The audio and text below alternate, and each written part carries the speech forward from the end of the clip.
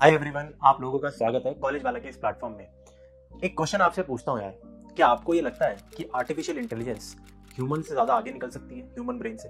Comments में जरूर बताना और एक छोटा सा एक्सप्लेनेशन भी देना अपने हिसाब से कि आपको कैसे और क्या लगता है। मैं एक छोटा सा एग्जांपल देना चाहता हूँ। मैं अपना ओपिनियन बाद में बताऊंगा, लेकिन एक एग्जांपल दूंगा, आप इससे मेरा ओपिनियन जान सकते हो। ठीक है, एग्जांपल ये है कि मान लो यार मैं और मेरा एक दोस्त है, मेरे पास है चिप्स का पैकेट। ठीक है, अब ऑब्वियसली मेरा दोस्त पूछेगा यार कि भाई थोड़े मेरे को भी दे चिप्स, लेकिन यूजुअली हम आम भाषा में कैसे बोलते हैं?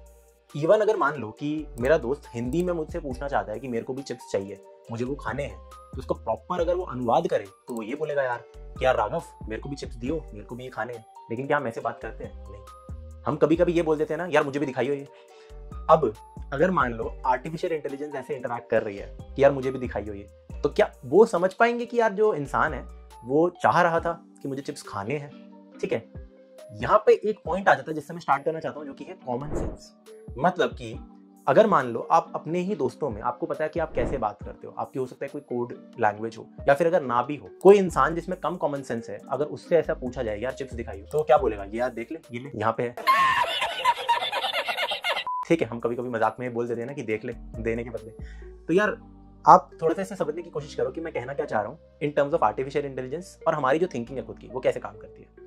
अब आज हम डिफरेंसेस की बात करने वाले हैं, बट उससे पहले मैं थोड़ी सी सिमिलैरिटीज आपके सामने बताना चाहता हूँ हमारे ह्यूमन ब्रेन में और आर्टिफिशियल इंटेलिजेंस एआई के अंदर। ह्यूमन ब्रेन के अंदर भी यार 100 बिलियन से ज्यादा हमारे पास सेल्स होते हैं, वो ठीक है, न्यूरॉन्स जिनको हम कहते हैं। तो जो ये न्यूरॉन्स होते हैं यार, ये भी एक तो इतने ज्यादा है नंबर में, दूसरी बात हर एक इंडिविजुअल ब्रेन सेल जो है वो 10,000 ब्रेन सेल से ऑन एन एवरेज कनेक्टेड होता है। तो जो नंबर ऑफ कनेक्शंस है वो तो पता नहीं कितनी है, वो तो आप मतलब अनलिमिटेड तो नहीं कह सकते, लेकिन बहुत ज्यादा है, क्लोज टू अनलिमिटेड। तो यहाँ पे जो थिंकिंग की पावर है, एबिलिटी है, वो बहुत ज्यादा होती है एक नॉर्मल ब्रेन की भी। चाहे आप किसी को बोलो कि ये बेवकूफ है या ये ज्यादा इंटेलिजेंट है, ऐसा कुछ नहीं है। हर ब्रेन में थिंकिंग कैपेसिटी और थिंकिंग पावर बहुत ज्यादा होती है।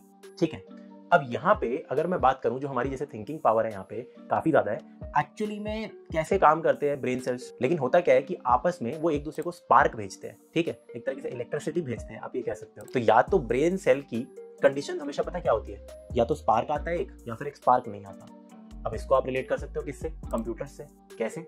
जीरोस और ones, spark not a spark. जैसे हम 0 और 1 को भी ये बोलते थे ना जब हम पढ़ते हैं थोड़ी बहुत प्रोग्रामिंग, कि भाई करंट फ्लो कर रहा है या फिर करंट फ्लो नहीं कर रहा है। ठीक है, हम कहते थे कि हाँ यार क्लोज्ड है मतलब फ्लो कर रहा है, ओपन सर्किट है फ्लो नहीं कर रहा है। ठीक है, थोड़ी बहुत यहाँ से आप सिमिलैरिटीज जान सकते हो हमारे ब्रेन में और एक आर्टिफिशियल इंटेलिजेंस में। आर्टिफिशियल इंटेलिजेंस यूजुअली आप सब जानते हो कि डेटा के ऊपर काम करता है। हम उसे डेटा सेट्स देते हैं बहुत सारे, और फिर क्या करता है वो, ऐसा नहीं होता कि वो सेम इन्फॉर्मेशन को पुट आउट करता है, वो अपने आप भी कुछ जनरेशन करता है। ठीक है, जैसे फॉर एग्जांपल अगर आपको ये चीज समझ नहीं आई है, तो अगर मैं चैट जीपीटी की बात करूं, यहाँ पे चैट जीपीटी हर बार आप ये देखते होगे ना कि एक यूनिक आंसर लाके देता है आपको। अब वो यूनिक आंसर एक्चुअली में होता क्या है, मान लो चैट जीपीटी को हमने कुछ बहुत बड़ा डेटा दे दिया, या फिर एक ना बीच में इन्होंने प्रोजेक्ट किया था कुछ लोगों ने कि शेक्सपियर की सारी किताबें पढ़वा दी, और एक एआई का काम ही है था कि वो जिंदगी भर तक शेक्सपियर को पढ़ता रहे। और बाद में उससे ये मांगा गया कि यार आप भी ना कुछ लिख के दो शेक्सपियर की तरह, तो उसने लिख के दे दिया। एंड सरप्राइजिंगली वो अच्छा था, मतलब मीनिंगफुल लग रहा था, लेकिन वो थोड़ा सा डिफरेंट भी था। ऐसा नहीं था कि उसने कोई उसके कहते हैं शेक्सपियर का एक्ट या फिर नॉवेल स्टोरी जो भी है उसको उठाया और एज इट इज रख दिया। लेकिन होता क्या है कि जब बहुत सारा उसके पास डेटा होता है तो डेफिनेटली वो मिक्स एंड मैच भी करता है उसके साथ, और जिस चीज को हम कहते हैं ना कि वो सोचता है और नई चीजें क्रिएट करता है। जैसे फॉर एग्जांपल अगर मैं चैट जीपीटी पे ये लिखूं कि यार मेरे को ना 10 नाम चाहिए एक कोडिंग क्लब के, या किसी भी चीज के, मेरे को नए नाम रखने हैं, मेरे को एक टीम का नाम रखना है, एक फुटबॉल टीम बनाना चाहता हूँ मैं अपनी, मान लीजिए, और मैं उससे मांग रहा हूँ कि give me 10 names for my new football team. तो वो जो भी नई चीजें जनरेट करता है ना, वो किसी प्रीवियस डेटा को देख के ही कभी कभी मिक्स एंड मैच करता है, और जो हमने वर्ड्स उससे पूछे जाते हैं हम उसको देते हैं पूछने के लिए, उसी में से कहीं ना कहीं से वो हमें आंसर निकाल के देता है। तो यहाँ से एक चीज तो आई गेस मैं आपको बिल्कुल क्लियर हो गई होगी कि एआई को चाहिए डेटा, और डेटा को क्या चाहिए? ह्यूमंस।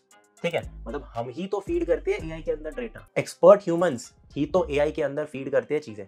अगर ह्यूमंस एक्सपर्ट ना हो, अगर कोई भी आदमी एआई में कुछ भी डेटा डाल रहा है, मान लीजिए कि हम एआई के अंदर क्लासिफाई करने के लिए, जैसे मैं अपना अगर एग्जांपल दूं यहाँ पे, तो मेरा अभी जो बैचलर थीसिस प्रोजेक्ट होता है हमारा कॉलेज का प्रोजेक्ट, जो फाइनल ईयर का है मेरा, तो उसमें हमने क्या बना रखा है कि ऑब्जेक्ट डिटेक्शन है, और कबूतर हमें फाइंड आउट करने हैं, पिजन्स की कौन सी फोटो अगर हम दिखाएंगे तो वो आइडेंटिफाई कर लेगा अपने आप की पिजन है या कैट है या डॉग है या ह्यूमन है, सारी चीजें, इनफैक्ट सारे एनिमल्स भी और ह्यूमंस भी।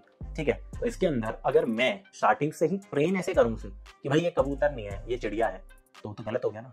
तो expertise, human expertise is required to make a good AI, to make a functional AI.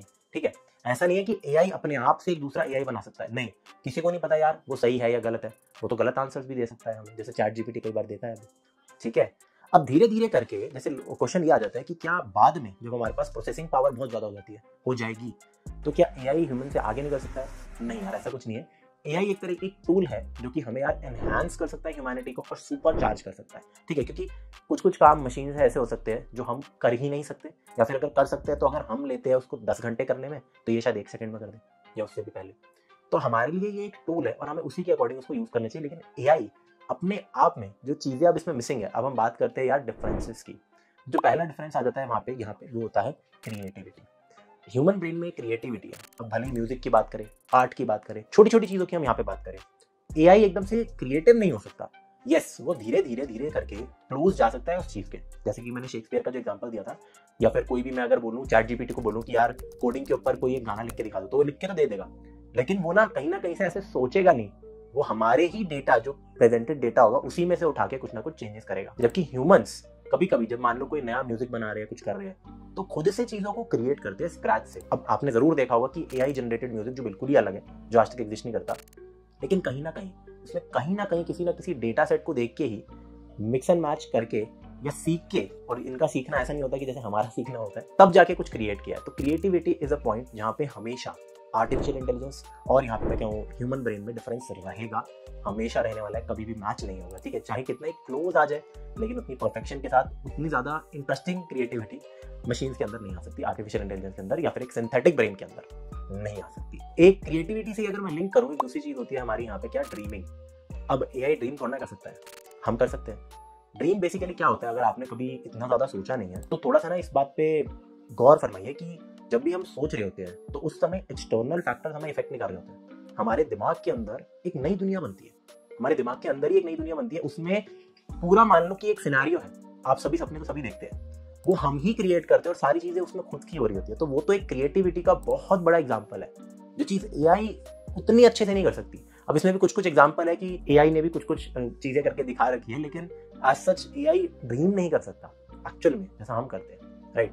और जो लास्ट पॉइंट है जहां से मैं इस वीडियो को कंक्लूड करना चाहूंगा कि क्यों मेरे ओपिनियन में आर्टिफिशियल इंटेलिजेंस ह्यूमन को बीट नहीं कर सकता, और ऐसे डिफरेंस रहेगा। आर्टिफिशियल इंटेलिजेंस डेफिनेटली एक फ्यूचर है, लेकिन वो ह्यूमंस फिर भी को एग्जिस्ट करने वाले हैं। ऐसा नहीं है कि यार एआई ह्यूमन से आगे निकल जाएगा और अल्ट्रॉन आ जाएगा। एक्चुअली में रियल वर्ल्ड में ऐसा कुछ भी नहीं है कि अल्ट्रॉन आ जाएगा और फिर ह्यूमैनिटी खत्म हो जाएगी, जैसे कि हम इमेजिन करते हैं ना साई-फाई मूवीज को देख के कि अगर रोबोट्स बहुत आगे निकल गए, एआई बहुत आगे निकल गए, तो वो कुछ गलत कर देंगे, ये कर देंगे, वो कर देंगे। लेकिन पॉइंट है कि हम ही कंट्रोल करते हैं एआई को, ठीक है। एंड दूसरी चीज, एआई के अंदर जो लास्ट चीज मैं बोलने वाला हूँ जो कि नहीं है, जो हम में है, वो है इमोशंस। एआई में इमोशन नहीं है। वो पता लगा सकता है कभी कभी कि एक इंसान के इमोशंस क्या है, वो खुश है, वो गुस्सा है, लेकिन अगेन वो भी छोटी छोटी चीजों को देख के, फोटोज को देख के या फिर किसी एक डेटा सेट को देख के, वो एक्चुअली में हमारा माइंड रीड नहीं कर सकता यहाँ पे। एंड इमोशंस में एक इमोशन होता है एंगर।